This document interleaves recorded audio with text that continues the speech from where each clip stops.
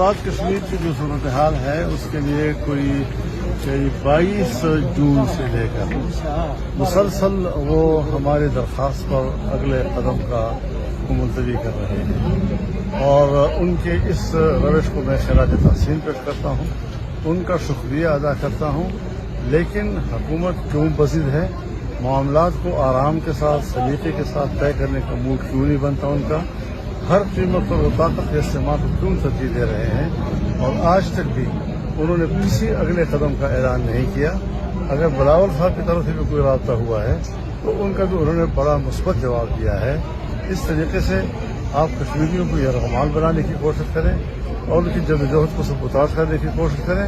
وہ کوئی سیاسی مطالبہ نہیں کر رہے سوائے اس کے کہ ان کا اپنے حقوق کا معاملہ ہے اور اپنے حقوق کی بات کر رہے ہیں۔ چارٹر آف ڈیمانڈ اصل دستاویز ہے اور اسی کو سامنے رکھتے ہوئے ہمیں سوچنا چاہیے۔